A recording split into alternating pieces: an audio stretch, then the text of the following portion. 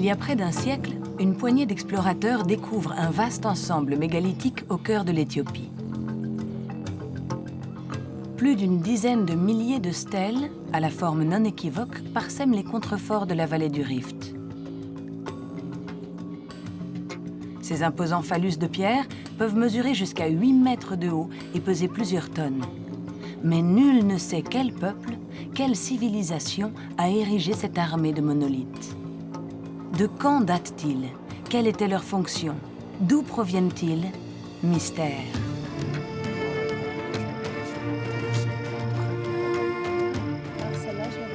Peu d'Occidentaux les connaissent, hormis quelques chercheurs, français pour la plupart. Depuis plusieurs décennies, ils tentent de percer les secrets de ce patrimoine exceptionnel, abandonné en l'état par un peuple inconnu. Pour la première fois, une importante équipe composée d'archéologues, anthropologues, géologues et autres spécialistes se rend sur le terrain pour une campagne de recherche. Allez, attention, Jean-Paul. L'objectif, mener simultanément plusieurs fouilles archéologiques pour débusquer des indices sur l'origine et l'usage des stèles phalliques. Cette campagne va plonger les scientifiques au cœur de l'histoire éthiopienne et de sa longue tradition de pierres dressées. Au sud du pays, des hommes érigent encore des monolithes pour honorer leurs morts. Tandis qu'au nord, les plus grands mégalithes du monde ont été élevés il y a plus de 20 siècles. Où situer les stèles phalliques dans cette longue chronologie? La réponse se trouve sans doute au pied des stèles.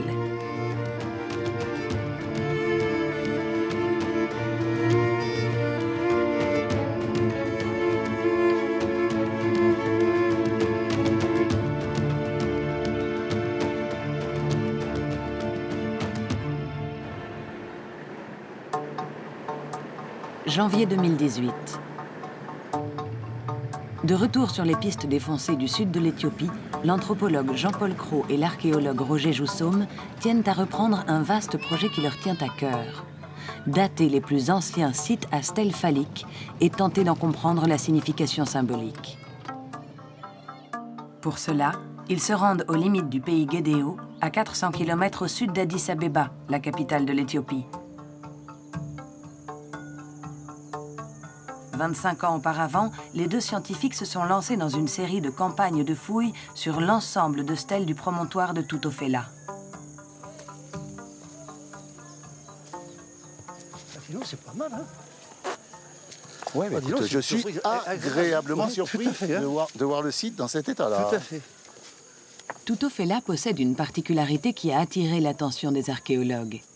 Il est couvert de centaines de stèles phalliques, mais nombre d'entre elles ont été retravaillées jusqu'à prendre figure humaine.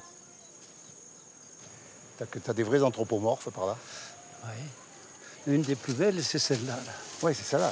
Oh, voilà! Roger Joussaume et Jean-Paul Cros ont déjà mené 5 campagnes de fouilles à Tutofela. Les villageois ont à chaque fois participé activement au chantier. Les retrouvailles sont donc chaleureuses. Arrête, tu vas me faire pleurer, arrête.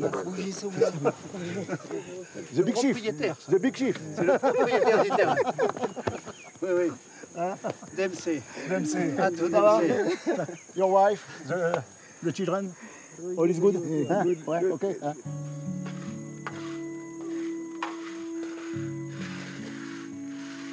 Comme le veut la tradition, les voyageurs sont accueillis par la cérémonie du café. Invités par Dempsey, le propriétaire du site, Roger Joussaume et Jean-Paul Cros doivent boire les 3 tasses offertes sous peine de malédiction. Oh, c'était agréable. Formidable. Pour Roger, cela évoque des souvenirs heureux. Tout jeune archéologue, il est venu en Éthiopie pour la première fois en 1970. Le mégalithisme, c'est quelque chose qui m'a toujours intéressé depuis très longtemps. Je crois que j'avais 17-18 ans quand je me suis véritablement plongé dans l'étude de ce type de pierre dressée. Et puis moi, un jour, il s'est trouvé que quelqu'un a parlé de ma possibilité de travailler sur le mégalithisme de l'Éthiopie. Et ce qui m'intéressait tout particulièrement, c'est qu'il y avait là, dans ces régions-là, des monuments mégalithiques qui caractérisent le mégalithisme tel qu'on le conçoit en Europe. Notre vieux continent abrite lui aussi de grands ensembles de pierres dressées. Les plus connus sont bien sûr le monumental cercle de pierre de Stonehenge en Grande-Bretagne, ou encore les alignements de menhirs de Karnak sur la façade atlantique française. Ce mégalithisme européen est daté de la période dite du Néolithique, soit plusieurs millénaires avant notre ère. En est-il de même pour les monolithes du sud éthiopien? C'est ce que quelques spécialistes tentent de savoir depuis des décennies.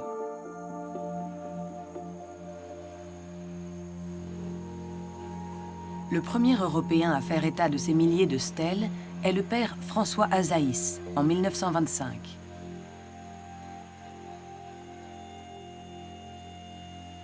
Passionné d'archéologie, ce moine capucin en fait un début d'inventaire, puis effectue plusieurs années de recherche en pays Guédéo. Il a l'intuition que ces ensembles sont des monuments funéraires, mais les sondages effectués apportent peu de résultats. Quelques années plus tard, une mission allemande mène une campagne de fouilles sous les stèles de Tutoffela. Elle met toujours quelques ossements, laissant à penser que le monticule de pierre abrite des sépultures. Les fouilles effectuées par Roger Joussaume et Jean-Paul Cros dans les années 90 viennent confirmer cette hypothèse. Les stèles de Tutoffela reposent sur un tumulus, un amas de terre et de pierre abritant une nécropole. Le site renferme même en réalité plusieurs cimetières superposés. À chaque fois qu'une personne décédée, une personne d'importance, je suppose, car tout le monde ne semble pas avoir eu droit à ce type de tombe, on devait élever une stèle sur sa tombe. Et c'est ainsi que peu à peu, on a eu une agrégation de toutes ces tombes. Mais la fouille nous a permis de voir que sous cette masse de pierre existe un autre cimetière. À ce moment-là, on a compris que ce cimetière supérieur se superposait à un cimetière plus ancien qui était avec des tombes d'un type tout à fait différent. Puisque là, les gens, ils ont creusé le sol, ils ont fait des puits, pas très profonds, 1 mètre, 1,50 m à peu près, et sur le côté du puits, en bas, ils ont creusé une cellule latérale. On les appelait les sépultures en chaussettes, parce que quand on fait une coupe, ça donne la forme d'une chaussette. Et dans ces tombes-là, contrairement au niveau supérieur du cimetière, où il y a des fois plusieurs individus dans la même tombe, là, on a toujours un seul individu dans cette chaussette en bas, toujours couché sur le côté, et dans un état de conservation absolument lamentable. On avait des fantômes de squelettes.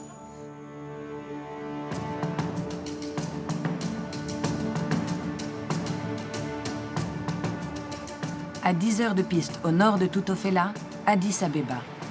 La métropole éthiopienne déploie une modernité qui contraste avec la rusticité du pays Guédéo. Roger et Jean-Paul se rendent au musée national. Il abrite le squelette presque complet de Lucie, la plus célèbre de nos lointains ancêtres. Mais c'est aussi dans les sous-sols de ce musée que dorment les collections provenant des fouilles menées sur les sites à stèles.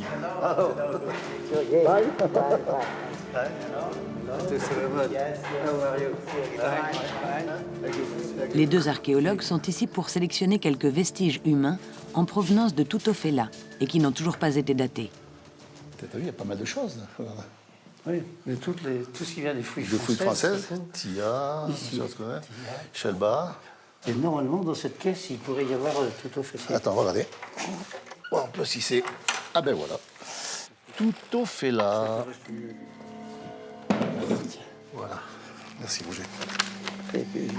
Lors des différentes campagnes à Tutoffela, 54 tombes du niveau supérieur furent fouillées, ainsi que 19 tombes en chaussettes. De ces sépultures, 86 squelettes ont été dégagés et rapportés au musée. Ça, en principe, c'est H4. Hein. Malheureusement, l'acidité des sols a dégradé les ossements, leur retirant toute matière organique. Il y a 25 ans, aucune méthode scientifique ne permettait donc de les dater. Mais aujourd'hui, la donne a changé. Jean-Paul Cros souhaite faire subir de nouvelles analyses à plusieurs échantillons. À ce jour, l'état des squelettes ne peut donner que des indications concernant leur âge. Ce crâne est particulièrement intéressant parce que, au niveau du maxillaire, la troisième molaire vient juste de sortir, elle est toute neuve. Et en bas, ben, elle n'est pas encore sortie. On n'a que la première et la deuxième molaire, des deux côtés. Donc c'est un individu jeune. Hein. Il a autour de 20 ans, quoi, hein, je dirais. Hein. Avec des dents peu usées, hein, globalement. En l'absence d'ossements datables, les archéologues ont malgré tout récolté de précieux indices quant à la période d'utilisation du site. Ce qui a permis de dater assez précisément les stèles, c'est le fait qu'il y avait des ossements à leurs pieds et qu'il y avait quelques charbons de bois qui étaient mêlés et donc qui ont pu permettre des datations carbone 14. Mais pour les tombes qui étaient au-dessous, c'est-à-dire les tombes en chaussettes, une de ces tombes était fermée par une planche. Et nous avons donc pu récupérer une quantité de bois suffisante pour obtenir une datation précise. Ce cimetière est daté entre 1050 et 1250 à peu près, donc après notre ère. Hein. Et au-dessus de ce cimetière à sépulture en chaussettes, le deuxième est daté entre le XIIIe et le XVe siècle après notre ère. Il a pu se passer 100 ans, 200 ans, avant qu'une autre population vienne s'installer sur ce cimetière de tombes à chaussettes qui était uniquement marqué par des stèles phalliques. On a bien l'impression donc qu'il y a trois moments, vraiment. Le moment des stèles phalliques seules, le moment des stèles phalliques dans les tombes en chaussettes, et le moment des stèles phalliques réutilisées, elles aussi, mais en les réaménageant, et qui appartiennent, elles, au tumulus. La transformation des phallus de pierre en silhouette humaine apparaîtrait vers le XIIIe ou XIVe siècle. Selon les chercheurs, cela pourrait correspondre à l'arrivée du christianisme ou de l'islam dans la région. Mais que s'est-il passé avant? Les premières stèles phalliques, puis celles associées à des fins funéraires, sont-elles l'œuvre d'un peuple différent ou du même qui aurait simplement changé de pratique? Anthropologiquement, on ne peut pas dire que ce sont les mêmes populations ou des populations différentes. Ce qu'on peut dire quand même, c'est que à Toutofela, le cimetière inférieur de tombe en chaussettes, les stèles qui marquent, ce sont uniquement des stèles phalliques bouchardées, donc bouchardées à la pierre, travaillées à la pierre, et le niveau supérieur des stèles anthropomorphes, ces stèles sont travaillées à l'outil métallique. Donc on a l'impression que c'est une région où peut-être le métal n'apparaît que vers le XIIIe siècle ou quelque chose comme ça, ce qui a des dates excessivement récentes, En Afrique, l'usage du métal commence il y a 3000 ans environ. Alors pourquoi les stèles primitives ont-elles été façonnées avec des outils de pierre? Ce mégalithisme du sud de l'Éthiopie aurait-il pris naissance au néolithique, comme en Europe? L'énigme, c'est toujours celle des stèles phalliques pour lesquelles nous n'avons pas de réelle datation. Elles sont antérieures à tout ça, mais de combien? On est encore dans l'expectative. On n'a certainement rien avant le Xe, XIIe siècle, probablement. Rien au niveau funéraire. Parce qu'on a l'impression, quand même, dans 2 ou 3 endroits où on a travaillé, que les stèles phalliques qui ont servi à marquer ces sépultures en chaussettes ont probablement été récupérées à partir de grands monuments cultuels. Donc il faut relancer des programmes de fouilles, absolument.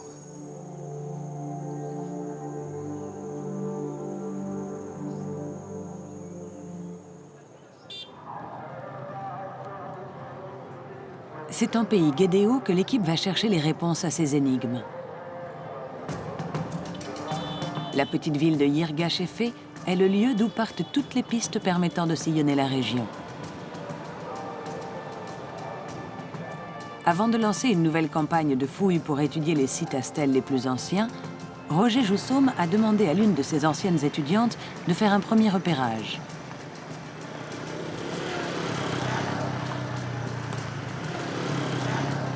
Doctorante en archéologie et vivant en Éthiopie, Anne-Lise Goujon sillonne la région des hauts plateaux qui dominent la vallée du Rift. C'est sur un petit territoire d'à peine 50 km de long sur 30 de large que se trouve la plus grande concentration de monolithes à caractère purement phallique. Anne-Lise doit faire une première sélection parmi plus d'une centaine de sites déjà répertoriés.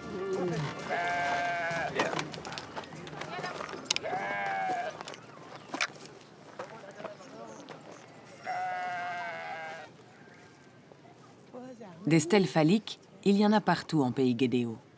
Malheureusement, la plupart sont tombées et parsèment les champs des villageois. Ici, il y a déjà 30 stèles. En contrebas, on en a décompté 30, mais on est loin d'avoir vraiment fait tout le tour. Rien que sur cet emplacement, le père Azaïs avait compté 300 stèles. Voir le cas exceptionnel de Chelbatouti, 1000 stèles. Alors bien sûr, après, on a des sites comme Sakarosodo où elles sont qu'une quarantaine. Mais finalement, de 40 en 20, en 30, en 300... on arrive sans doute à des milliers de stèles. L'Éthiopie est bien le pays des stèles. Nul endroit au monde n'en comporte un si grand nombre, ni de plus imposante.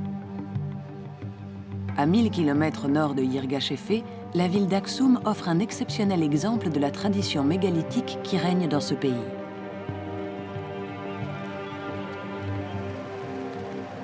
Aksum fut la capitale d'un royaume qui recouvrait la presque totalité de l'Éthiopie entre la fin du 1er millénaire avant Jésus-Christ et le 8e siècle de notre ère.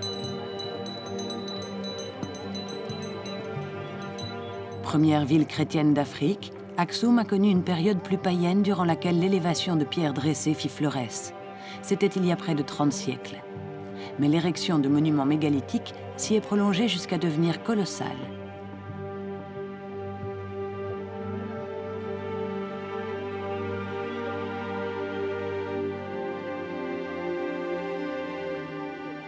En attendant les résultats de la quête d'Annelise Goujon, Roger et Jean-Paul se rendent au pied des plus hauts monolithes jamais élevés par les hommes de l'Antiquité. Ont-ils un quelconque rapport avec les milliers de stèles du sud de l'Éthiopie? La stèle d'Aksum est la plus grande pierre dressée au monde, puisqu'elle atteint 33 mètres de long et elle est maintenant brisée, effondrée en plusieurs morceaux. On peut estimer son poids entre 550 et 600 tonnes, quelque chose comme ça. Cette stèle a été dressée probablement dans le 2e siècle après Jésus-Christ.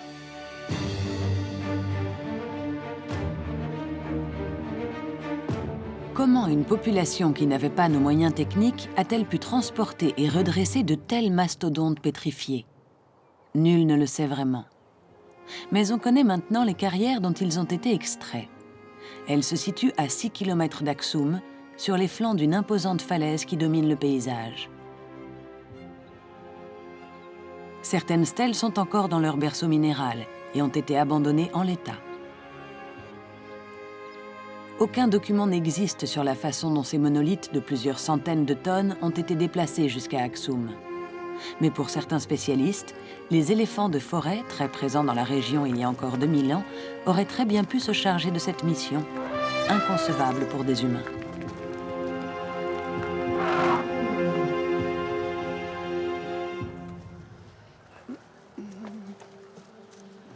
Même si elles ont été contemporaines, les grandes stèles d'Aksum semblent bien trop sophistiquées pour être comparées aux stèles phalliques du sud du pays. Cette stèle fait 24 mètres de haut, c'est-à-dire qu'elle fait presque 10 mètres de moins que la grande stèle effondrée. Elle est tout à fait typique de l'architecture aksumite, toujours avec la même symbolique représentée, c'est-à-dire une porte, une fausse porte bien évidemment, on n'entre pas à l'intérieur, c'est un bloc massif de granit qui représente une tour, puis une série de fenêtres sur plusieurs niveaux jusqu'à atteindre la partie haute du monument.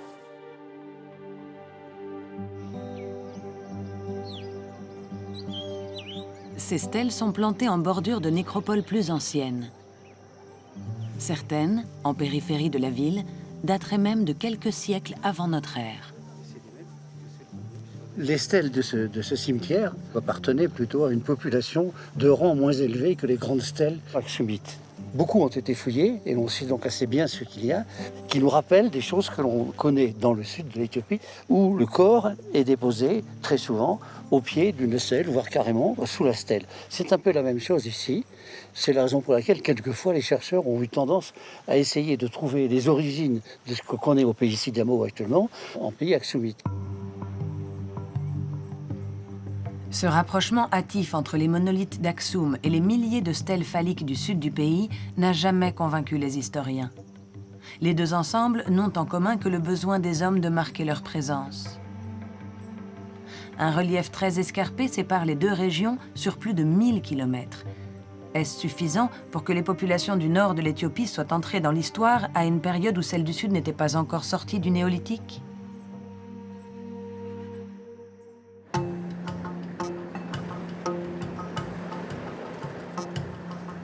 Pour tenter de décrypter l'histoire complexe du mégalithisme éthiopien, les deux archéologues retournent à Yirgacheffe, retrouver leur consoeur Annelise Goujon.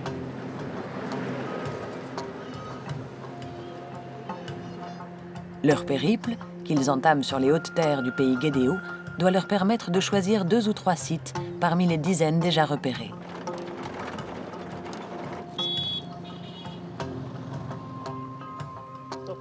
Ici, les stèles phalliques trônent au milieu des villages et bordent les routes. Elles font partie du décor, tout simplement. C'est des beaux morceaux, hein. Ouais, ils sont beaux assez, morceaux. monumentaux. Très trapus. Les populations ne prêtent plus aucune attention à ces stèles. Elles ne s'inscrivent pas dans leur histoire. Aucun mythe, aucune légende ne s'y rapporte, hormis celle d'un géant qui les aurait jetées là il y a bien longtemps. Annelise et Sophie Corson, spécialistes des gravures, sont en charge de faire une rapide analyse de l'état des stèles. Là, on les voit bien aussi, les bourrelets. Ça a été protégé. Hop. Plus au sud, Sakaro-Sodo est un site de facture très primitive. Ces stèles phalliques pourraient faire partie des plus anciennes de la région. Ah oui, c'est magnifique. Là. C'est quand même la stèle principale en taille, du moins. Hein? Et c'est quand même celle qui est le plus anatomique au niveau de la partie supérieure. Mais ces stèles ne semblent associées à aucune structure funéraire. Malgré leur intérêt, les chercheurs craignent qu'une fouille ici soit longue et vaine. Ils décident donc de se concentrer sur d'autres ensembles phalliques disposés sur ou à proximité d'un tumulus susceptible d'abriter des éléments datables. À cet égard, l'ensemble de Sédémercato semble plus prometteur. De plus, il n'a jamais été fouillé. Il y a beaucoup de phalliques, Oui, beaucoup plus qu'il y en a à Tophéla. beaucoup plus qu'il y en a tout au fait là. Sédémercato est un site hétérogène. Des stèles phalliques aux formes très prononcées se mêlent à des prismes basaltiques d'apparence naturelle. Non, il est riche, hein, ce site. Par contre, je suis en train de chercher une anthropomorphe ici. Il n'y a pas les visages, c'est vrai. Celle-ci est très originale avec ces petites perles. Ce site, hein, il est très original par plein de points. Hein. L'abondance de stèles phalliques, la quantité peu importante de décors anthropomorphes, a priori. Et puis son état de conservation est quand même incroyable. oui. C'est sans doute celui qui est en meilleur état de tous ceux qu'on a pu voir fait. pour l'instant. Alors maintenant, le problème qui reste, c'est aller fouiller ça, faire un sondage là-dedans. C'est un gros boulot. Hein, C'est un parce que- énorme travail. La façon de s'en sortir, ça serait de partir du bord éventuellement, Oui, de faire une peut-être, tranchée à partir du bord, peut-être, à l'endroit où il est vraiment le moins épais, et aller vers le centre, ben, en allant pas trop loin, quoi. Parce qu'autrement, il faut des mois et des mois et des mois de travail là-dessus. Hein.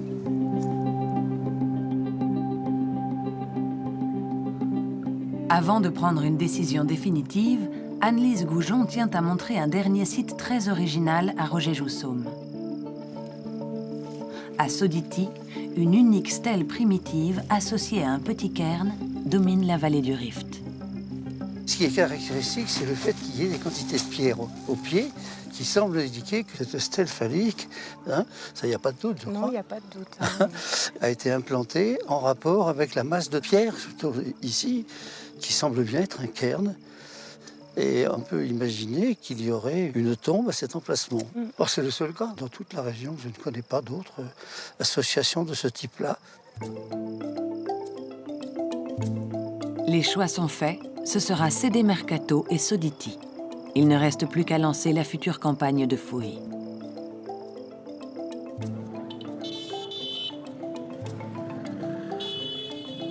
Trois semaines plus tard, une partie de la nouvelle équipe archéologique est enfin sur place. Guidée par Anne-Lise, elle se rend dans un premier temps sur le site de Soditi.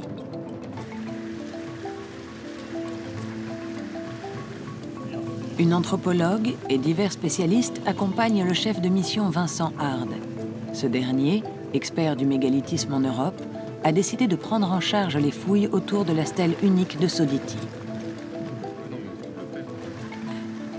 La saison des pluies est en avance, rendant les déplacements difficiles. À partir de Yirgacheffe, 2 heures sont nécessaires pour rejoindre le site distant d'à peine 10 km.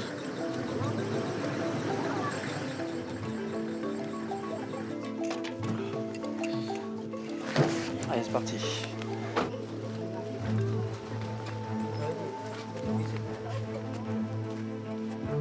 La colline de Soditi culmine à 2500 mètres d'altitude. Les villageois ont donné leur autorisation aux autorités éthiopiennes pour que les fouilles aient lieu sur leur terre.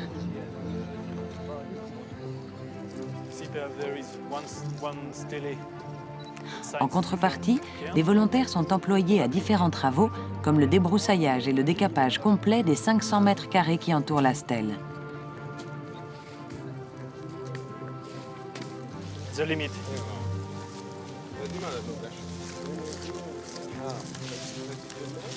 Ce site m'a attiré parce que justement, sous les broussailles, on a été interpellé par ces espèces de tas de pierres qui étaient recouverts de végétation, qui donnaient vraiment l'image de cairns, en fait, c'est-à-dire des tumulus de pierre, et l'association possible avec la stèle qui est juste à côté. Et là, on voit bien ce monticule de pierres. Il y en a en réalité 4 successifs qui sont sur cette crête et dans une position dominante tout à fait stratégique. Donc là, la prochaine étape maintenant, ça va être de mener des sondages pour essayer de comprendre qu'est-ce que c'est. Est-ce que c'est bien des tombes? Et puis, ce qui est stimulant, c'est que c'est des sites a priori qui n'ont jamais été fouillés. Pour les habitants, ces fouilles sont une première. Sous leurs yeux étonnés, les chercheurs déploient des instruments à la pointe de la technologie. Avant de creuser, il s'agit en effet d'essayer de deviner si quelque chose se dissimule sous la terre. Pour y parvenir, le spécialiste de la prospection géophysique Vivien Maté entre en action. Son appareil lui permet d'injecter un courant électrique dans le sol pour mesurer la résistance des matériaux traversés. Plus la résistance est élevée, plus le matériau souterrain est dense. J'ai travaillé en fait à 3 profondeurs, donc 50 cm de profondeur d'investigation, 1 mètre et 2 mètres. Les 4 masses, là, ça correspond aux 4 tumulus qu'on voyait par la topographie du terrain. C'est ça, exactement. Donc ici, on les a à 50 cm de profondeur. Et on voit que quand on regarde à 1 mètre de profondeur, il y a seulement celle qui se trouve à l'extrémité, ici, qui conserve la même forme, la même intensité du signal, alors que les 2 autres, on les voit beaucoup moins. Donc ça veut dire qu'elles sont beaucoup moins épaisses. Donc on est sur vraiment des empierrements beaucoup plus superficiels, contrairement à celles de l'extrémité.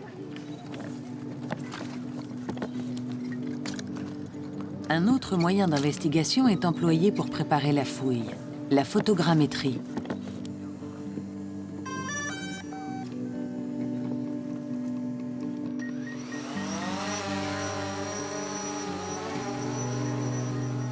Un drone, muni d'une caméra très performante, pilotée par Laurent Frappat, sillonne l'ensemble du site pour révéler son organisation. Plusieurs cairns sont alignés de part et d'autre de la stèle centrale sur la crête du promontoire.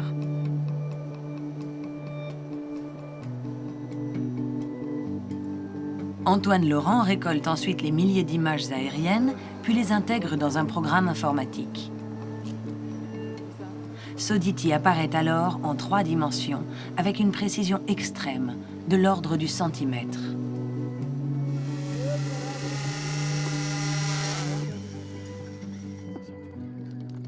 Grâce à la photogrammétrie, on a obtenu une empreinte numérique 3D du site de Soditi, avec les différentes structures qui sont visibles et la stèle au centre.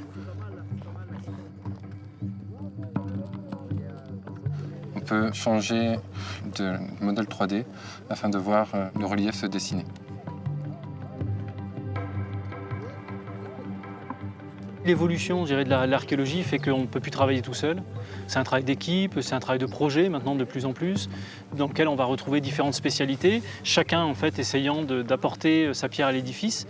Donc ça, c'est un apport important parce que ça nous permet de cibler encore plus les zones de fouilles. Cette première compilation de données a parfaitement modélisé le site de Soditi. Maintenant, toute l'équipe se met au travail. Il faut dégager avec 1000 précautions la totalité des pierres composant les différents tumulus. Ces structures arrondies sont en effet susceptibles d'abriter des sépultures.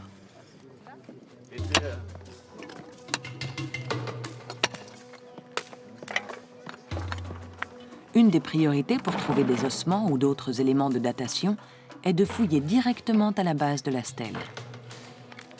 Mais le sol se révèle bien trop meuble dès sa surface, comme si quelqu'un avait récemment creusé à cet endroit, puis rebouché la fosse uniquement avec de la terre. Vous voyez, il n'y a pas de bloc, il y a juste ce comblement très aéré.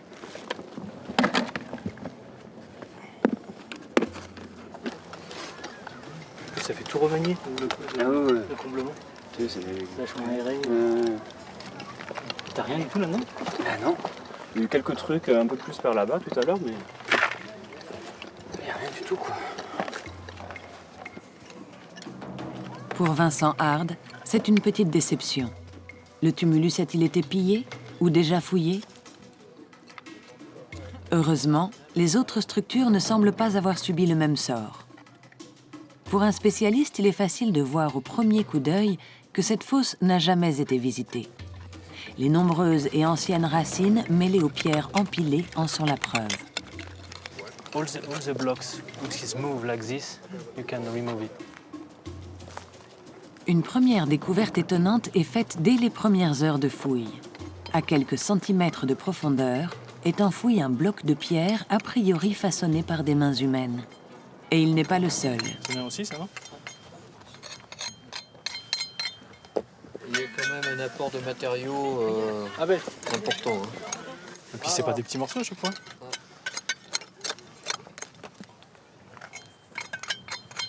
Est-ce que c'est en place ou c'est du remploi comme ça?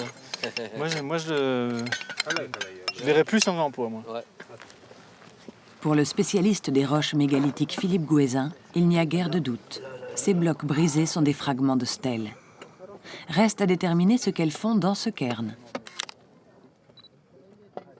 On a des stèles qui sont réutilisées sous forme de fragments pour être incorporées dans la masse du tumulus. Ça veut dire qu'à un moment donné, on peut imaginer qu'elles étaient soit érigées, soit disposées quelque part dans le paysage, avant d'être intégrées dans ce tumulus.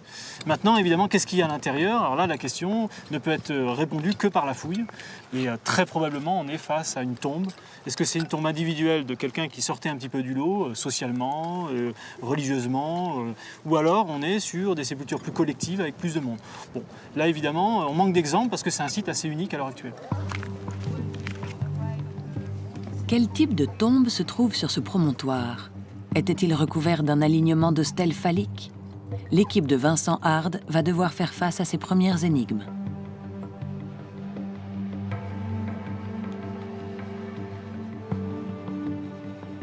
Au même moment, Roger et Jean-Paul se concentrent sur le site de Cédé Mercato, à une vingtaine de kilomètres plus au sud.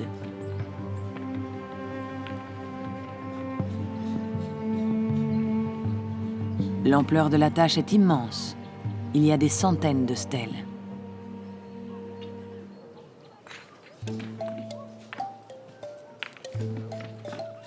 Un groupe de villageois se charge d'aider l'équipe à fouiller la périphérie du tumulus, zone choisie afin de gagner du temps.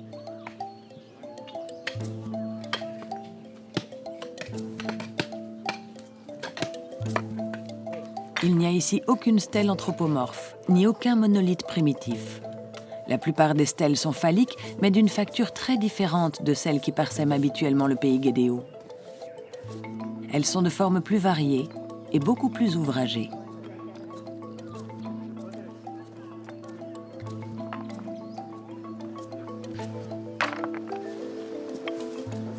Le site de Cédé Mercato est certainement celui qui présente le nombre de stèles le plus important de l'ensemble de la région, par les différences qu'elles présentent. Ici, on a une variété de stèles complètement étonnantes et pour lesquelles on n'a pas encore des réponses complètes, dans la mesure où si ce monument qui est un tumulus de pierre, un cairn, ressemble énormément au site de Tuatofela. Il présente des différences assez importantes dans le sens où ces stèles, certaines en particulier, des polyédriques, eh bien, on n'a absolument aucun renseignement sur elles. Je pense que ça pourrait être les plus récentes, mais en fait, on n'en sait rien. Si sur ce site, les stèles ont évolué vers une forme simplifiée, comme des petits prismes non transformés en phallus, quelles en sont les raisons? Apparition des religions en pays guédéo ou manque de matériaux nécessaires?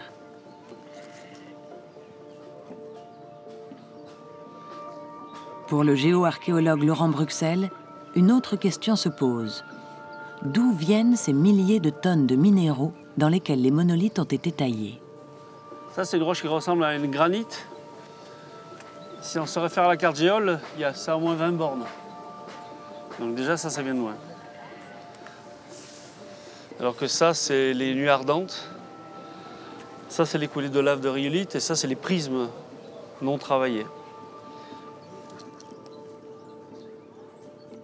Quand on voit autant de stèles, c'est-à-dire, voilà, il y en a, je crois, à peu près 1500 stèles, on peut effectivement se poser la question, est-ce que les sites de matières premières qui ont permis de faire ces stèles sont à portée de main?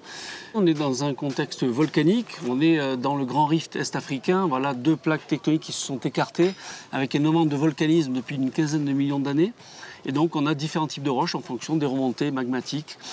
Et donc on a à la fois des coulées de lave qui vont pas très loin mais qui sont très épaisses, et puis des retombées de nuits ardentes, voilà, exactement comme Pompéi par exemple. Et malgré tout, on n'a pas trouvé encore les affleurements de roches où on a des prismes notamment qui permettent de faire ces stèles de plusieurs mètres de haut. Donc ça veut dire que c'est peut-être un petit peu plus loin que ce qu'on pense.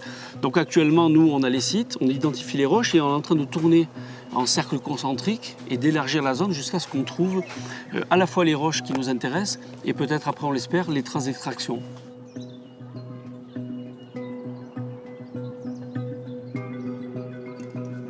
Un seul affleurement minéral pouvant correspondre à ce type de roche volcanique est finalement repéré. Il se trouve très éloigné du site de Sédémercato. Alors, tu vois, c'est ça là, ouais. Alors, le problème, c'est que d'ici, on a du mal à savoir qu'est-ce que c'est exactement comme roche. On voit bien qu'il y a un escarpement derrière, qui peut être soit un escarpement naturel, soit un frontail. Comme il n'y a pas beaucoup de roches qui affleurent ici, voilà. C'est ça qu'on va aller vérifier, la nature de la roche, et voir si ça correspond à celle qui est sur les stèles.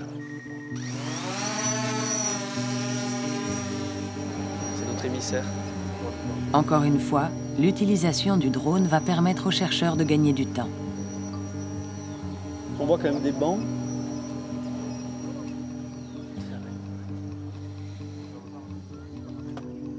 On dirait un tas de blocs.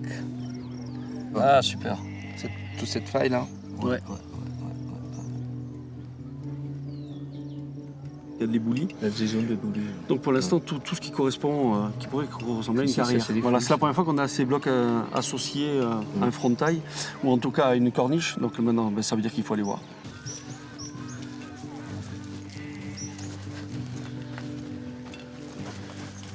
Là, il y a du bloc. Là, il y a du bloc. Ça, c'est un morceau de prisme. Alors maintenant, la nature. Bon, à l'œil comme ça, c'est bon signe. Ah, c'est bien. Ah, c'est l'ignambrite. Donc c'est bien le constituant des stèles. Ouais, on est sur le sommet là, de la coulée.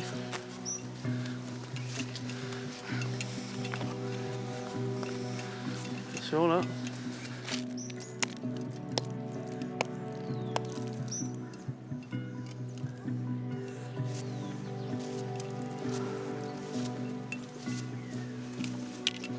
Bon, là, c'est pas tout à fait ce qu'on cherchait. C'est totalement naturel. Et en plus, on n'a aucune trace d'excavation de quoi que ce soit. C'est pas bon.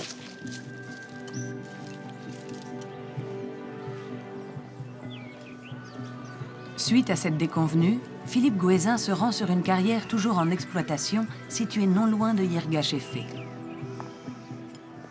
Elle n'est pas suffisamment importante pour que des milliers de stèles puissent y avoir été débitées, mais elle est constituée d'ignimbrite, la roche issue du refroidissement des nuées ardentes.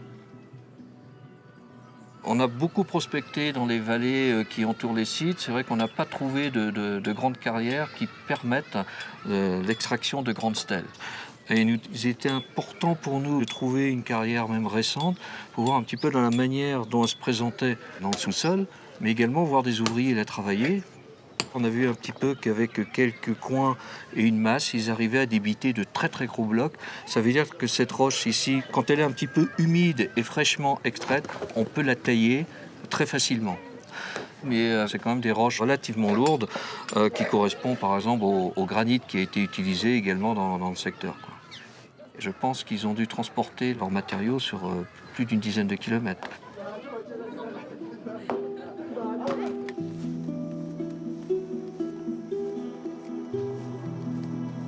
Laurent et Philippe n'abandonnent pas. Du sommet de Soditi part une piste assez large qui descend en pente douce vers la vallée. Est-ce le chemin par lequel sont arrivées les stèles? Si tel est le cas, cela a dû laisser des traces dans le paysage. Et du coup, là, on voit bien, hein, c'est une cuvette et les stèles abandonnées sont là-bas.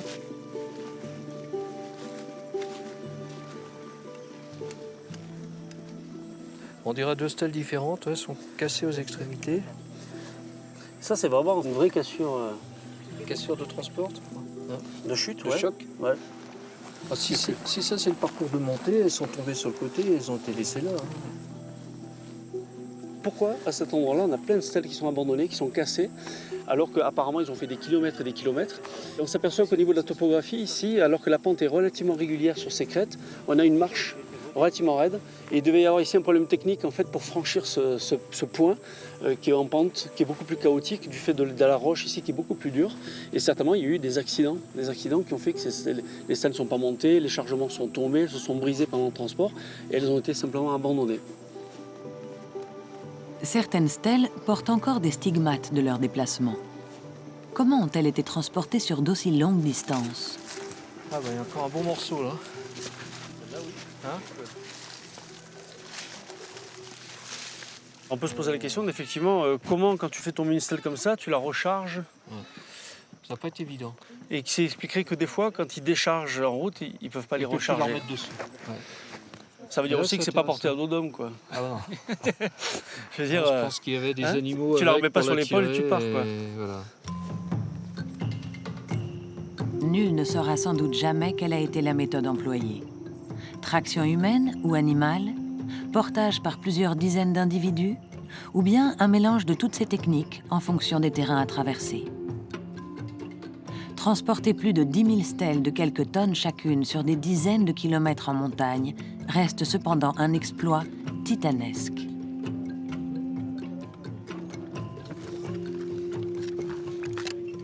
Retour sur le chantier de Soditi. Le cairn le plus important en volume est maintenant en partie ouvert. C'est ici que Vincent Hard concentre tous ses espoirs de découvrir une sépulture ou d'autres indices datables. Is it a bedrock? No, Here? no. Here is a bedrock, yeah. Here it is a bedrock, you see? You see? Vincent Hard a désigné l'archéologue éthiopien Alex Bellet comme responsable de cette partie des fouilles. The sediment is completely changed. No, it is a different texture. Very wet. Yeah, it is very wet. It's still in suspense.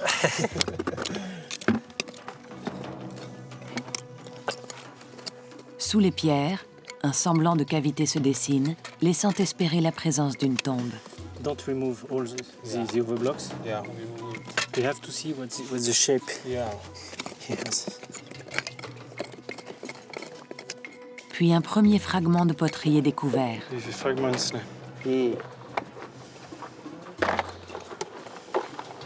Another one. It is grooved, no? À partir de ce moment, tout le sédiment est soigneusement recueilli et passé au tamis. Le moindre tesson de céramique, la plus petite esquille d'os peut apporter des informations. Une petite collection commence à voir le jour.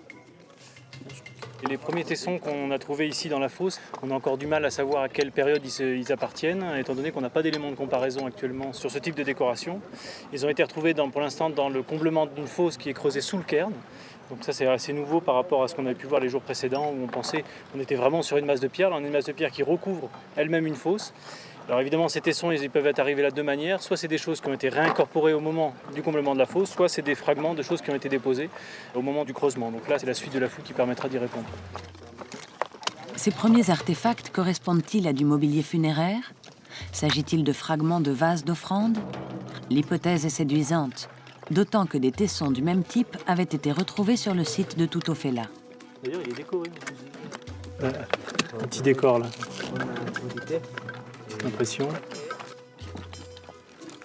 Là on est sur la masse du cairn, à proximité d'une toute petite stèle phallique et sans doute d'un fragment d'une autre stèle, sous lequel on a trouvé les tessons de céramique. Donc, ça veut dire qu'il y a une phase d'érection de stèle phallique antérieure à la construction de ce monument. Et comme par hasard d'ailleurs, la céramique là, qui a été découverte en plusieurs fragments est retrouvée à proximité de cette petite stèle. Donc on est sur des éléments qui sont assez inédits et tout l'intérêt sera de pouvoir les placer maintenant dans la chronologie. Est-ce qu'il y a eu plusieurs inhumations en même temps? Est-ce qu'il y a eu des inhumations sur un temps plus long? Et puis aussi, on peut imaginer que ces monuments-là ont servi de monuments à caractère rituel. On est venu déposer des objets sans que ça soit lié à une inhumation particulière. C'est un petit modèle, hein? Ouais. Elle est chouette, hein? Ah. Peut-être un petit peu ciselé au niveau du gland. Aïe. C'est bon, je prends le gland, tu prends le bas. Allez, c'est parti. C'est pas... Philippe a l'air bien viril aujourd'hui. À quelques mètres de la grande stèle se trouve une autre fosse peu profonde. Régis Bernard, le topographe de l'équipe, y fait une première trouvaille. Une poterie, cette fois quasi intacte. La forme est complète, dans de petits vases, avec un bord caréné.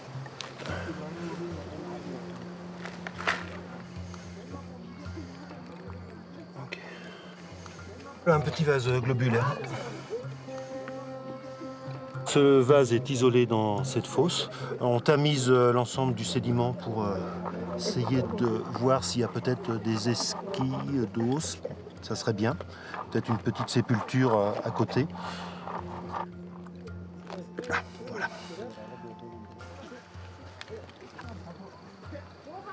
Donc la carène, la voilà ici, et puis les décors. Superbe. Voilà le deuxième vase sur le site.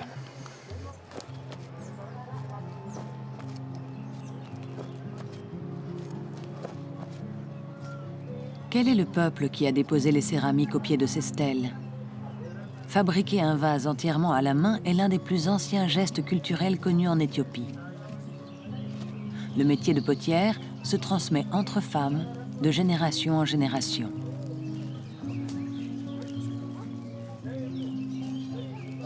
Étudier cette tradition pourrait permettre aux chercheurs de faire des rapprochements avec les tessons découverts sur les sites de fouilles.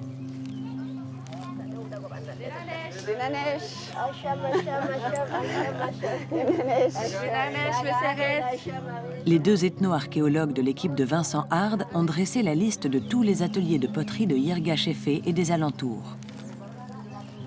Jessie Collier et Claire Manen se chargent maintenant de répertorier tout ce savoir-faire qui n'a guère changé depuis le néolithique. This gesture is a kind of ornamentation. To make the pottery shine. Yeah. Meseret utilise encore des procédés sans tour de potier. Et on sait qu'à l'époque des stèles, eh bien, il y avait aussi des céramiques qui étaient réalisées sans tour. Donc nous, notre travail, c'est de décrire les manières de décorer, de décrire les techniques de fabrication, comment elles vont monter le vase, comment elles vont le cuire, etc. Et l'idée, c'est donc de comparer éventuellement les traces laissées sur les tessons archéologiques et les traces laissées sur les productions ethnographiques, de façon à pouvoir dire, ben voilà, peut-être que la trace que j'observe sur le tesson archéologique relève de la même technique que j'ai pu observer ici aujourd'hui.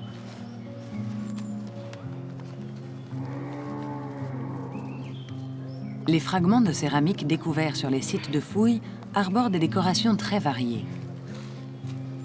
Témoignent-elles de différences culturelles entre les peuples locaux? Sont-elles le signe de déplacements de population dans la région au fil des siècles? Pour le savoir, il faudra faire une récolte de tessons plus complète au pied des stèles.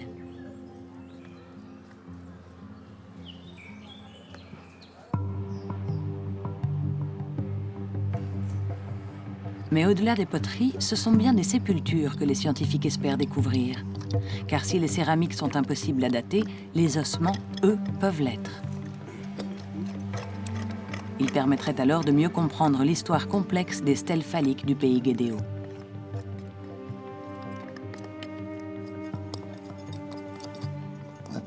Qu'est-ce que c'est que ça? Ah, et je crois que j'ai le premier morceau de crâne des enfants. Oh. Ouais. Hein? Ah ouais, ouais. On est même au niveau d'une suture, regarde. Oui. Ah, exact. Exact. Il n'y a plus qu'à trouver le reste, hein. Ce premier indice est encourageant. Il laisse supposer la présence d'un corps. Pour en dégager les restes, il faut faire un peu de place dans cet amas de dalles et de stèles mêlées.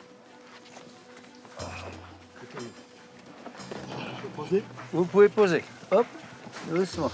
Voilà. Très bien. Un os solitaire apparaît là où était posée la grosse pierre. C'est un numérus humain, fort probablement, même certainement. Ce qui est surprenant, c'est sa position. On aurait peut-être à faire un dépôt secondaire. Un dépôt secondaire, peut-être. Hein. Oui. On se retrouve dans quelque chose qu'on n'a jamais trouvé jusqu'à maintenant. Une grande dalle aménagée, relativement lourde, très très dense, qui recouvrait un espace vide. Et on se retrouve donc dans cet espace vide avec la présence d'un numérus humain, très clair, parce que probablement il s'est décomposé en espace oxygéné, donc il a perdu de sa couleur un peu marron.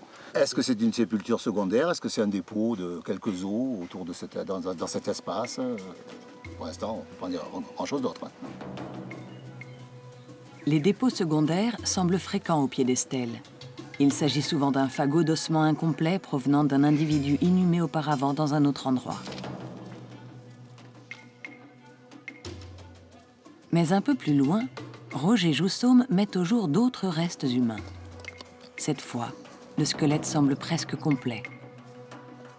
Ce que l'on voit en premier ici, ce sont les dents. Donc on a affaire à une mandibule. Et le crâne est plus ou moins au-dessus ici. Là, on a la partie supérieure d'une épaule, avec donc l'humérus qui part dans cette direction, et l'avant-bras qui part dans cette direction. C'est-à-dire qu'on a un bras plié comme ceci. La tête regarde par là, et on aurait un bras comme ça. Cette position anatomique d'un corps n'est pas partagée par tous les individus ensevelis dans le cairn. Le médecin anthropologue Jean-Paul Cros a du mal à s'y retrouver avec celui déposé sous la dalle de pierre. Ça a l'air de se balader énormément. Ben oui, pour l'instant, j'ai pas trop saisi l'affaire. Hein. Ouais. C'est un contorsionniste. Ouais, c'est tellement dégradé que... C'est un piteux état. Donc là, on doit avoir l'humérus. Il est cassé, hein? Ah oui, ça, il est cassé. Il a fait une angulation un peu bizarre. Ouais. Et là, on a dans l'avant-bras. Ouais. Oh, il y a quelque chose là, ici, aussi. Donc on aurait les deux humérus, là? Possible. Mais bon, c'est très fragmentaire. Hein. À tout au fait là, nous avions des poteries associées aux tombes.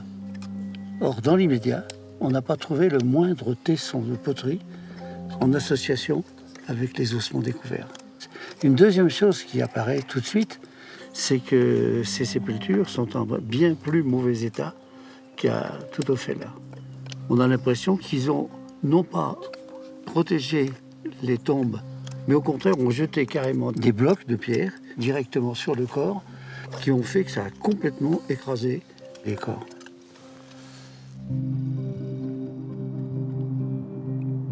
Ce mode d'inhumation un peu surprenant est-il spécifique à ces démercatos? Sur l'autre site de fouilles, l'équipe continue sa quête de restes humains. Des semblants de sépultures commencent à apparaître à différents niveaux. C'est bizarre parce qu'en fait, il y a plusieurs fosses. Oui, Enfin, en tout cas, il y a au moins une petite fosse, dans une fosse beaucoup plus grande. Qu'elle est contre le bord. Une fois dégagées de leur couverture de pierre, les fosses remplies de terre n'offrent toujours aucun indice. C'est bon, ça a l'air vachement... Seem to be very deep. In French, il se trouve sans fond. Il y a encore d'autres blocs dessous. Soudain, Alex, l'archéologue éthiopien, fait une première découverte. Bon, ça, c'est une dent humaine. Hein. Par contre, elle est complètement bouffée. You see, there is nothing inside. Everything. Marie, viens voir 2 secondes. Ouais. Ça, c'en est une, c'est sûr. Elle est toute bouffée à l'intérieur. Il reste que l'émail. C'est une incisive supérieure gauche. Il y a encore du vide au-dessous. C'est vrai? Tu tombes sur la chaussette. Pour l'heure, rien n'indique que les archéologues ont découvert une tombe en chaussettes. Mais la fosse qui se dégage progressivement est bien une sépulture. Et elle est occupée. C'est un autre os, ça? Ouais. Ça pourrait bien faire fémur tibia, là, tu vois. Ouais. This is chapter 1, hein? Chapter 1. Premier chapitre à ciel ouvert du livre de l'histoire humaine de Soditi. On a une petite sépulture probablement secondaire, c'est-à-dire qu'en fait on a un petit fagot d'os longs, donc des os principalement des jambes, là pour le coup, fémur et tibia, et qui ont été pris d'une sépulture qu'on appelle primaire, donc c'est la sépulture dans laquelle l'individu est enterré en premier, et déplacé ici, donc dans cette petite fosse entourée d'une couronne de pierre. Le scénario ressemble à celui de Sédé Mercato. Ce déplacement des restes d'un défunt n'est pas inhérent à l'histoire de ces sites. Partout dans le monde, depuis le néolithique et jusqu'au Moyen-Âge en Europe, les populations avaient pour coutume de vider les tombes par faute de place. Les os récupérés étaient alors placés en petits tas au-dessus d'une sépulture beaucoup plus ancienne.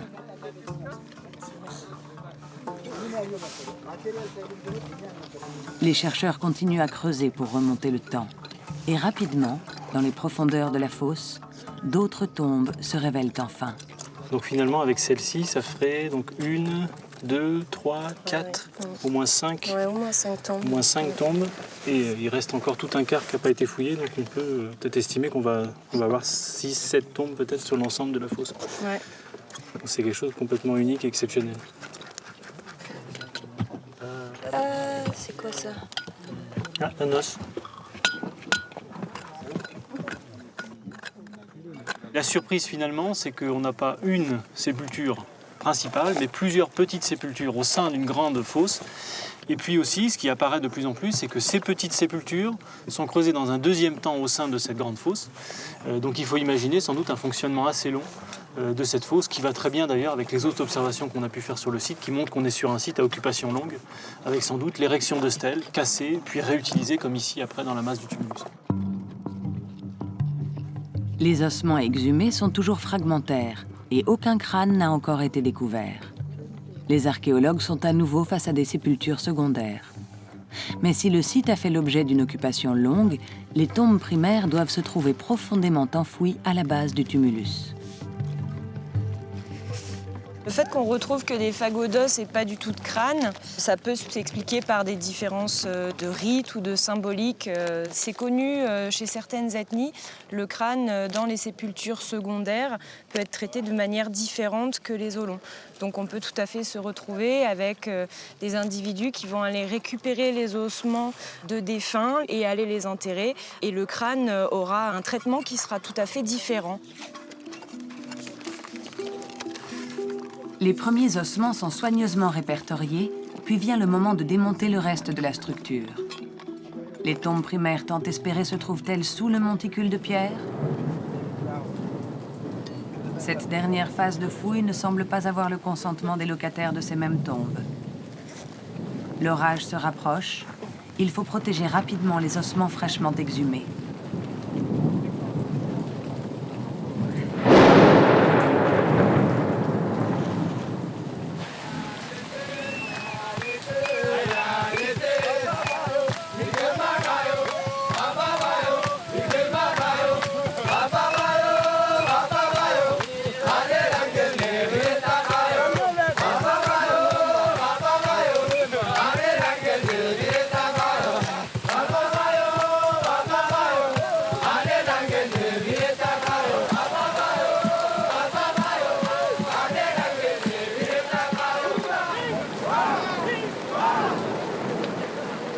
Malgré les chants des Éthiopiens destinés à chasser les nuages, il faut abandonner les lieux.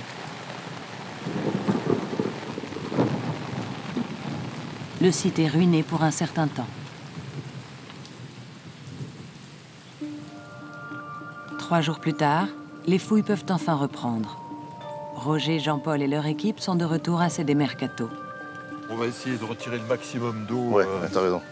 Avant de bouger la bâche, parce que sinon on va... Il faut passer par devant.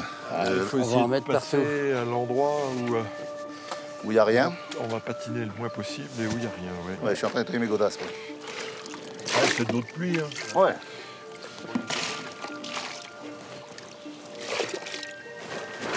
Super, c'est pas mouillé.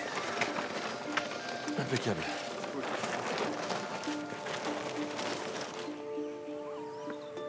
L'équipe peut reprendre le nettoyage et l'observation des squelettes très abîmés trouvés au pied des stèles. Voilà.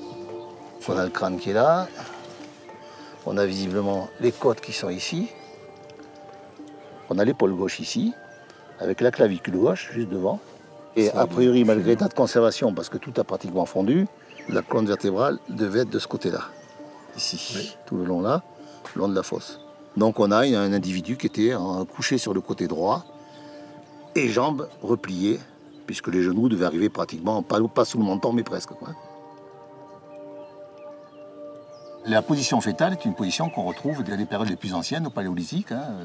Il faut attendre des périodes relativement récentes pour pouvoir avoir des positions allongées sur le dos, quoi.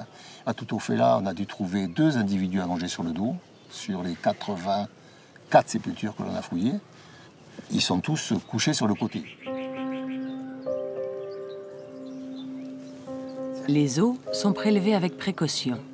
Ils partiront vers un laboratoire spécialisé qui pourra les dater alors qu'ils ne contiennent plus de protéines. C'est un problème habituel en milieu subtropical où la terre acide dégrade la matière organique à une vitesse accélérée. On a la première molaire, la deuxième molaire, la troisième n'est pas sortie. Elle n'est pas sortie, oui. Hein? Oui, donc on a un sujet, peut-être pas plus de 20 ans en tout cas, hein. Et très gracile. Si je devais donner un sexe, je dirais que c'est une dame. Ouais, ouais. T'as vu la clavicule? Et d'une gracilité. Il s'agit bien d'un cimetière qui a dû être utilisé d'ailleurs assez longtemps quand on voit la distribution même des corps que l'on a trouvés qui sont à 2 ou 3 niveaux différents de profondeur. Mais malgré tout, pour moi ce site est plutôt plus récent que Tutuophela. Il y a des stèles phalliques tout autour de nous, mais qui ne sont pas du même style que les stèles phalliques qui ont été utilisées à Tutuophela. Toutes semblent être plutôt des stèles qui ont été débitées à l'Herminette, donc quelque chose de plus récent. Quant aux décors qui se trouvent sur ces stèles, ici, eh bien, ils sont tout à fait semblables à ceux de Tutuophela. Donc je pense qu'il y a une période, au moins, qui est contemporaine de Tutuophela, mais que le monument a pu être utilisé plus longtemps.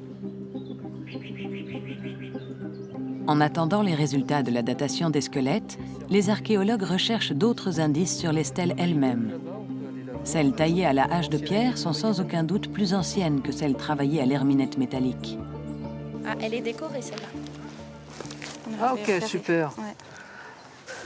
Tu as cette partie ici, la partie haute du gland, qui est un bouchardage assez grossier, qui est probablement le bouchardage primaire en carrière. La fracture naturelle qui est ici, tu vois, qui donne le haut du gland. D'accord. Et puis ensuite, sur toute la périphérie du bloc, là tu vois, il y a eu un enlèvement de matière à l'herminette. Et ensuite, tu as la mise en forme du décor qui a l'air ciselé, tu vois, sur cette face. De transport d'ailleurs, je ne sais pas si tu as remarqué, mais souvent les gravures sont sur les faces plates qui ont servi au transport. Sophie Corson a pour mission de répertorier toutes les décorations qui ornent les stèles. Des gravures, mais aussi des traces de peinture. Impec. Là, on voit très bien les bandes horizontales déjà. Ouais, on sent moi, que c'était j'ai badigeonné, peint dans l'impression. ce sens-là. Clac, clac. Je sais pas avec quoi ils ont peint. Chez les Gewada, ils faisaient à la main. Là-bas, c'est peut-être la trace de la main qu'on la voit trace, finalement là.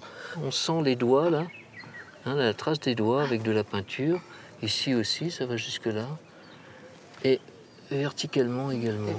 T'as vu ça, Roger? C'est vrai qu'on voit les traces des mains qui ont servi à mettre de la peinture. Finalement. Toi, c'est très net. Oui, effectivement. Ça va jusque là. Ça me rappelle justement des choses qu'on avait vues à Shelba Toutiti. Et en particulier, il y a une dalle dressée ici qui s'est trouvée être décorée. Voilà, on voit bien. On a vraiment l'impression que même c'était à la main aussi, comme ici. Hein. C'est pas impossible, oui. On est les mêmes choses.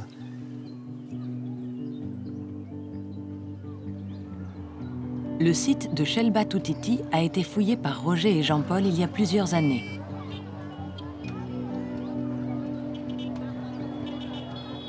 Un village a grandi sur les flancs du promontoire et les dernières maisons touchent les premières stèles du site. Malgré tout, les populations respectent ce lieu qui les domine de toute son ampleur. Car ampleur il y a. Shelba Toutiti est le plus important site mégalithique de toute l'Afrique. Il abrite plus de 1500 stèles et ce sont peut-être les plus anciennes de tout le pays guédéo. De forme uniquement phalloïde, elles font partie des plus massives jamais répertoriées. Certaines atteignent 8 mètres pour un poids avoisinant les 7 tonnes. Impossible de leur donner un âge, mais les archéologues n'arrivent pas non plus à dater les alignements de Karnak à 3000 ans près. Alors, les fouilles effectuées ici n'ont donné aucun résultat en matière de chronologie. En revanche, un début d'explication quant à la fonction de ce type de site a vu le jour. Quand on a commencé avec Roger à fouiller sur ce très grand site à stèles phalliques, puisque à Shelba Toutiti, il n'y a que des stèles phalliques, on arrivait de Toutofela, où stèle phallique égale associé à des sépultures. Donc quand on est arrivé ici, le premier travail que nous avons fait, c'est de fouiller dans la partie centrale du grand site, là-bas, quelques zones où il y avait pas mal de stèles phalliques. Et puis, on en a fouillé en tout, je crois, une soixantaine. On n'a pas trouvé la moindre trace de sépulture. Ces stèles phalliques sont dressées là, mais n'ont aucun rapport avec des tombes. Donc à partir de ce moment-là, on a commencé un petit peu à se dire, mais qu'est-ce que c'est que ce site? Et on avait remarqué qu'un petit peu depuis le début, que dans la partie nord du site, on avait ce tertre. Et donc, on s'est dit, est-ce que ce n'est pas là le début du site avec la sépulture d'un personnage important, avec ces stèles phalliques qui l'honorent, qui sont venues peut-être après, dans un second temps, on est venu ériger les stèles. On peut imaginer que cette tombe-là était la tombe d'un personnage important par rapport au groupe humain qui vivait sur place, de telle sorte que lorsque d'autres personnes mouraient dans le village, peut-être qu'on dressait une pierre qui commémorait en quelque sorte le mort qui lui était enterré ailleurs. C'est une supposition, mais une supposition qui est confortée quelque part par des choses que l'on voit actuellement dans des peuples, en particulier les Konso et les Gewada actuels. Les pierres dressées de Shelba Toutiti seraient donc des cénotaphes, des monuments en l'honneur d'un mort enterré à un autre endroit. Est-ce également le cas des stèles phalliques les plus anciennes repérées sur les autres sites? Pour en savoir davantage sur cette pratique funéraire, les deux archéologues se rendent sur le territoire des Konso et des Gewada, à l'extrême sud de l'Éthiopie. Ces peuples ont conservé un mode de vie traditionnel dans lequel le culte du guerrier courageux est fortement ancré. La symbolique phallique y est très présente. Les pierres qu'ils dressent en l'honneur de leurs héros morts peuvent-elles apporter un éclairage sur l'usage des stèles primitives en pays guédéo?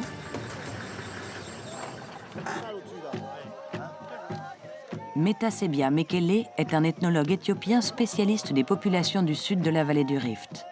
Grâce à lui, Roger et Jean-Paul vont pouvoir assister à une cérémonie de deuil.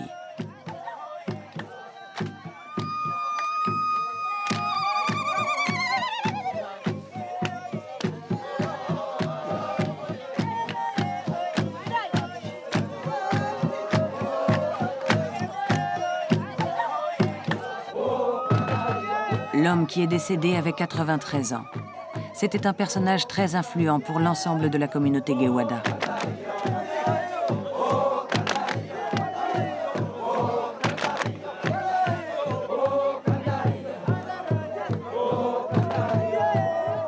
Chez ce peuple de chasseurs et de guerriers, tout concourt à célébrer la virilité et la bravoure du héros disparu.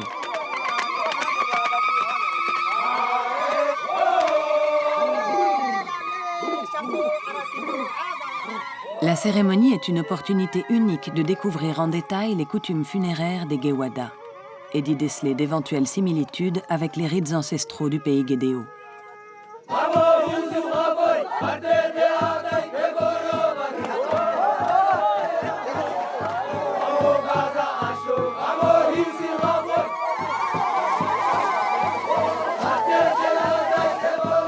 Une pierre de plusieurs centaines de kilos a été dissimulée par les anciens assez loin du village. Ce sont les jeunes garçons parmi les plus forts qui sont chargés de l'apporter jusqu'au bois sacré où a été inhumé le vieil homme. Cette première stèle est érigée sur sa tombe. Le corps, comme dans les sépultures inférieures de Tutofela, a été déposé au fond d'un puits doté d'une cellule latérale. Une tombe en chaussettes en quelque sorte. Cette pratique, associée au dépôt d'une pierre dressée, semble déjà corroborer une hypothèse, celle d'une sépulture dédiée à un personnage important qui ne doit jamais être oublié. L'homme qui a été enterré aujourd'hui était important pour deux raisons.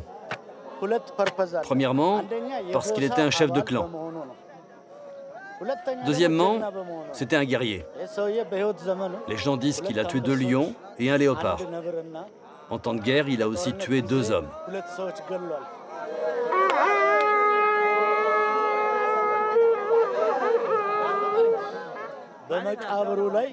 Ce premier jour, la première stèle est érigée sur sa tombe. Le deuxième jour, ils iront chercher la deuxième stèle cachée dans les bois.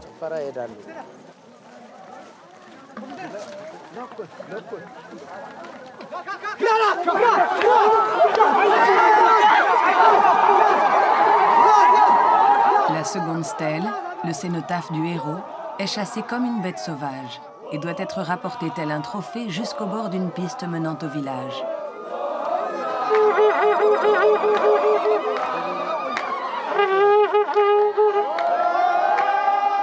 Cette pierre n'a plus vraiment la forme du phallus initial, la christianisation du sud de l'Éthiopie au XIVe siècle ayant fait table rase de ce type de représentation.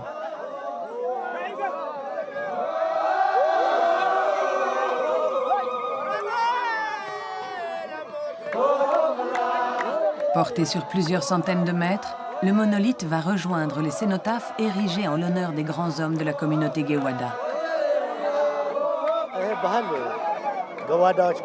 Chez les Gewada, cette coutume existe depuis très longtemps.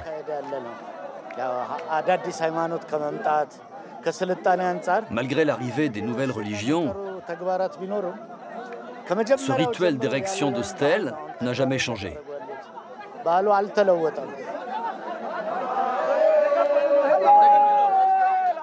Pour Roger Joussaume, cette disposition de stèles ne marquant aucune tombe ressemble fort aux centaines de cénotaphes alignés sur le site de Shelba-Toutiti.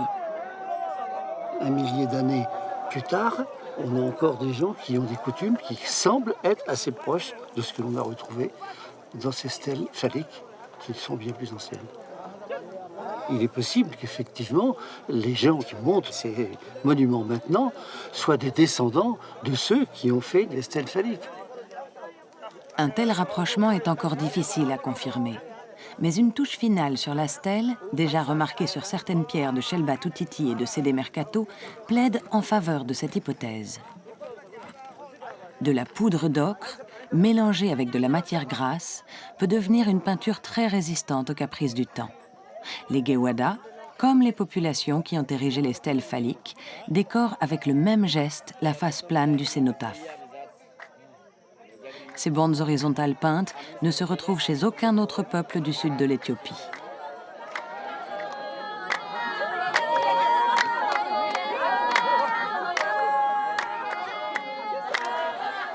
Les Gewada sont l'un des derniers peuples de tradition mégalithique en Afrique.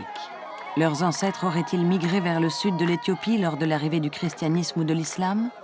Une chose est sûre, il s'est passé quelque chose entre le XIVe et le XVIe siècle qui a scellé la fin de ce type de rituel funéraire en pays guédéo.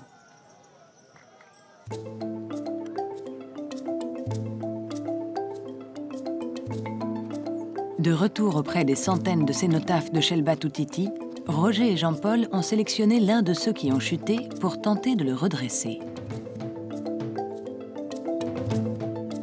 C'est aussi le travail des archéologues de remettre une partie des sites fouillés dans leur état initial. Mais ici, il s'agit surtout de comprendre comment les populations ont pu élever de tels monolithes avec les moyens de l'époque. On arrive à la base de cette grande stèle que l'on veut donc redresser. Et donc, comme toutes les stèles, bien sûr, elle est calée, c'est qu'elle a été implantée dans une fosse. Et ils l'ont redressée en la bloquant avec des petits blocs de modules vraiment très très petits. Donc, on est surpris que ces stèles, quand même, qui pèsent quelquefois quelques tonnes, soient calées avec des choses aussi petites. D'où le fait qu'elles aient beaucoup chuté, probablement avec le temps, avec les animaux qui se sont frottés dessus, etc.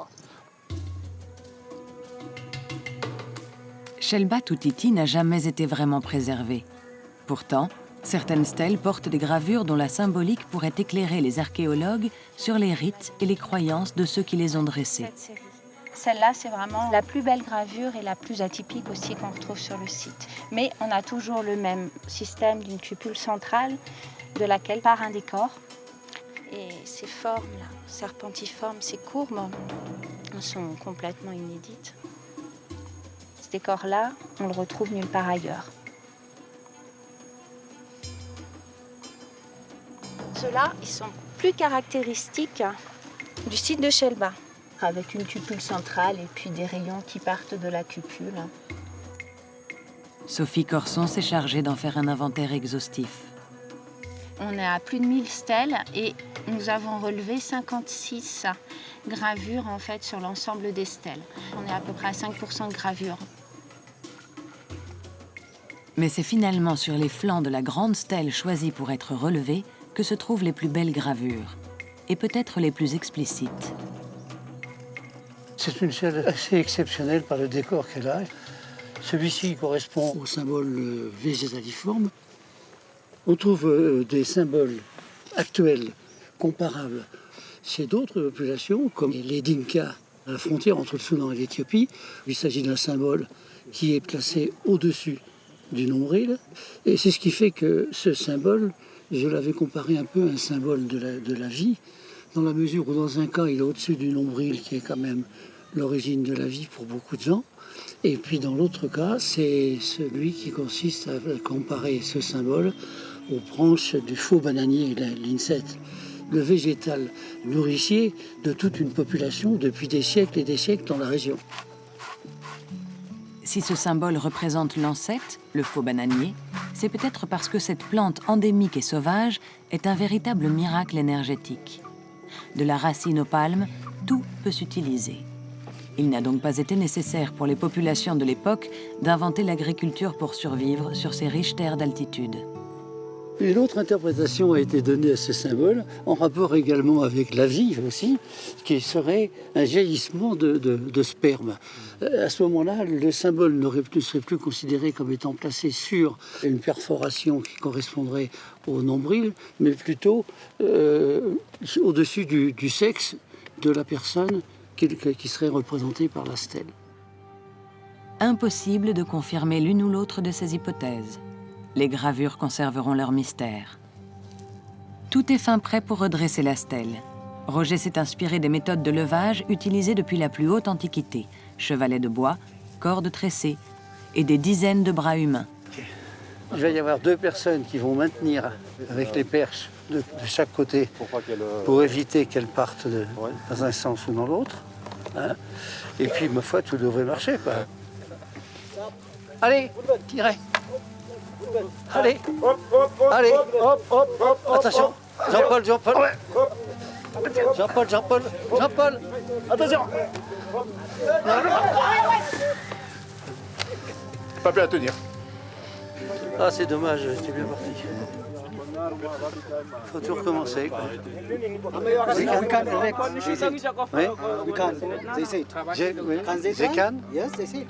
Bon, ils disent qu'ils sont capables de le faire à la main.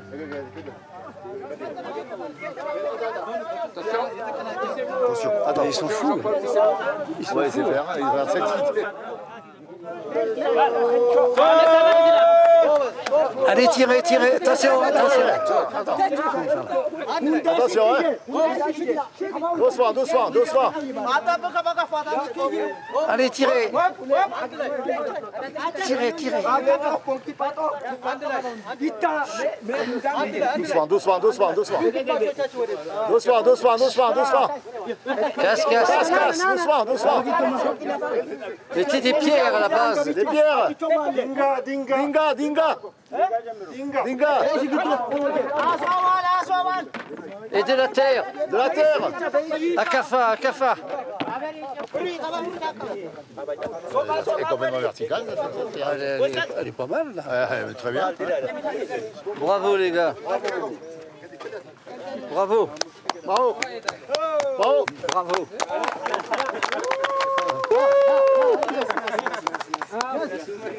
Elle est belle, hein. Deux techniques ont été nécessaires. La technique, j'allais dire, européenne, la nôtre, qui n'a pas marché. Et il a fallu les bras.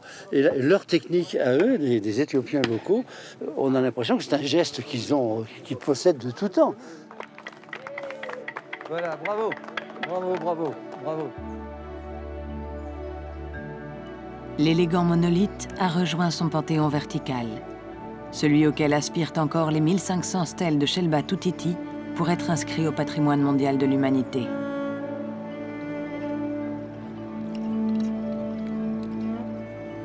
Sur la colline de Soditi, le temps est compté. La mission se termine bientôt et la fouille des tombes en puits, les tombes primaires les plus anciennes, n'a toujours pas livré le moindre vestige laissant espérer la présence de corps complets. La petite équipe de Roger Joussaume est venue prêter main forte à celle de Vincent Hard. Dans une petite fosse secondaire, un peu éloignée, Jean-Paul fait finalement une découverte inédite. Je suis sur le crâne, là, dans la voûte. Mais c'est rock'n'roll. Hein. Ouais. Il y a carrément un crâne. Ben oui, oui. On essaie de voir un crâne sur ce site, quand même. Il est tout seul. Tu vois? Alors du coup, tu as un site où tu as des crânes ici, tu as des olons là-bas, c'est un site éclaté façon puzzle, comme disait l'autre.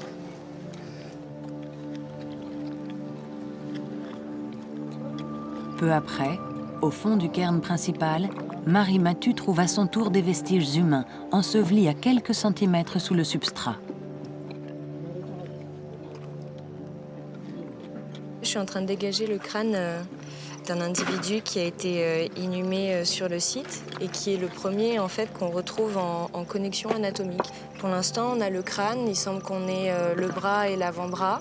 Donc a priori, c'est une sépulture primaire. C'est le premier squelette entier dégagé. La sépulture dont il est issu pourrait être celle d'un personnage important autour de laquelle d'autres se seraient agrégés au fil du temps.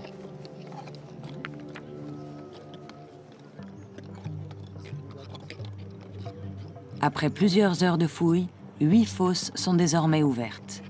Parmi elles, une structure particulièrement profonde qui laisse présager une occupation du site encore plus ancienne. Les archéologues creusent maintenant à plus de 2,50 m sous la partie supérieure du cairn. Ce puits est plutôt vertical, sauf que lorsqu'on arrive dans la partie la plus basse, il y a une zone un peu surcreusée, latérale, qui me rappelle évidemment les tombes en chaussettes que l'on avait sous le tumulus de Tutofella, qui avait tout à fait cet aspect-là. Pour vérifier cette intuition, Antoine Laurent fait une dernière série de clichés en haute définition. Les images, une fois traitées, vont permettre de conserver une empreinte mémorielle plus vraie que nature de ces tombes en puits ou en chaussettes de Soditi. On est sur un site complètement exceptionnel.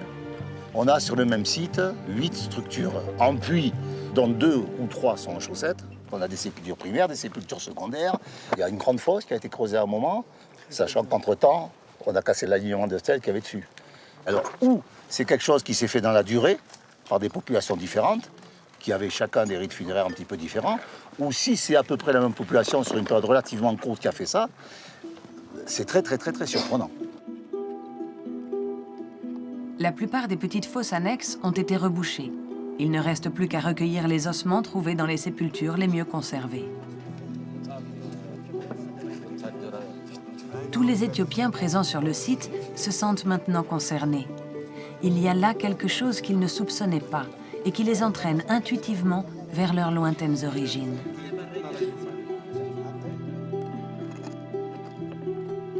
L'état des derniers corps exhumés est un graal pour les archéologues. L'émail des dents, par exemple, pourra être facilement daté. Le bilan, il est évidemment très positif puisqu'on a trouvé beaucoup de sépultures avec une variété assez intéressante de pratiques au niveau des inhumations, au niveau de la forme des sépultures. Et après, c'était une mission très intéressante humainement parce qu'on travaille sur place avec des Éthiopiens, avec des gens pour qui c'est leur patrimoine directement, et c'est aussi important qu'ils prennent connaissance finalement de la richesse de leur patrimoine au niveau local et aussi au niveau national.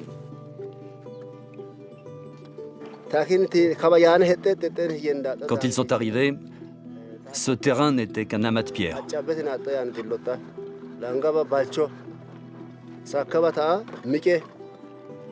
Après, on a vu qu'ils ont commencé à découvrir des ossements sous les pierres. Désormais, on sait que ce lieu était un cimetière. J'espère qu'à l'avenir, ces chercheurs travailleront à la conservation et à la protection de ce site.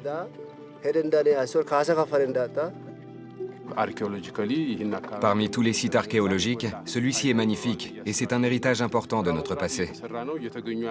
Nous avons beaucoup de chance et aussi beaucoup d'espoir pour ce site et pour les autres sites aux alentours.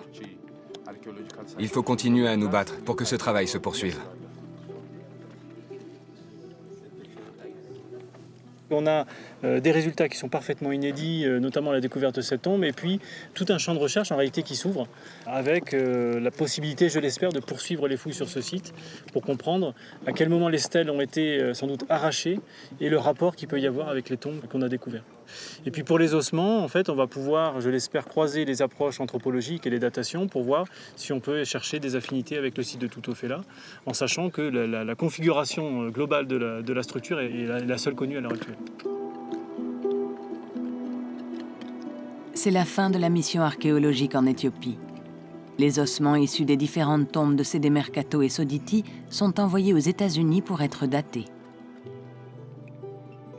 3 semaines plus tard, à l'ostéothèque du laboratoire d'anthropologie biologique de Bordeaux, les résultats arrivent enfin. Ah, c'est la ligne, celle-là, d'accord. Et là, il y a la sépulture 2. Et puis là, c'est des échantillons qui viennent de Soditi. Du coup, pour Sédé-Mercato, la datation Ah bon, la datation, elle est récente, puisqu'elle est fin 15e, début 17e siècle, ou milieu 17e siècle. Oui, certainement sur des phases plutôt finales. On est sur des phases finales d'utilisation du site. Mais ce n'est pas parce que la partie supérieure de sépulture en cairn et en milieu pierreux est plus récente que la phase primaire, en bas, s'il y en a une, de sépulture en chaussettes, elle n'est pas contemporaine de Tutoffela et de Soditi. Quand on regarde les datations qu'on a obtenues sur le site de Soditi, on a des dates pour les tombes en chaussettes qui tombent aux alentours du XIIe siècle. Et ça colle tout à fait avec ce qu'on connaissait, par exemple, pour des sites comme Tutoffela, où on a ce même type de tombe avec des datations aux alentours du XIIe. Et pour des tombes en fosse, qui sont plus classiques, là, on est plutôt 13e, même fin 13e, début 14e. Donc on est sur un fonctionnement déjà, j'irais à minima, peut-être de 2 siècles. Maintenant, il reste à faire la relation avec les stèles phalliques, étant donné que dans le cairn, c'est-à-dire cet amas de pierres qui recouvrait l'ensemble des tombes, donc qui est vraiment, je dirais, l'état final de la structure funéraire, on a des fragments de stèles phalliques qui sont antérieurs, en tout cas, au cairn. Donc je dirais que pour l'instant, on sait que le mégalithisme est au moins antérieur au XIIe siècle. Demain, de nouvelles technologies permettront peut-être de dater enfin les stèles phalliques primitives. Mais déjà, des indices laissent penser que les peuples qui les ont érigées pratiquaient l'élevage, mais pas l'agriculture, qu'ils travaillaient la pierre, mais ne connaissaient pas le métal. En d'autres termes, ils vivaient encore comme au néolithique. Ce dernier s'est-il attardé plus longtemps qu'ailleurs sur les contreforts de la vallée du Rift? Moi, je crois qu'ils sont restés très longtemps dans l'état de chasseurs-cueilleurs, dans la mesure où ils avaient sous la main des denrées végétales, naturelles, qu'ils avaient qu'à cueillir ou à laisser pousser tranquillement. Et c'est probablement la raison pour laquelle, quand on fouille ces monuments ici, les seuls outils que l'on trouve semblent être des outils en pierre. C'est-à-dire qu'on pourrait se croire à un stade préhistorique, et il n'est pas impossible que le néolithique du sud de l'Éthiopie date du 8e, 5e siècle de notre ère. Quelles qu'en soient les raisons, isolement géographique ou contexte environnemental, ce néolithique déjà tardif ne s'est achevé dans cette région enclavée que vers le XIIIe ou le XIVe siècle.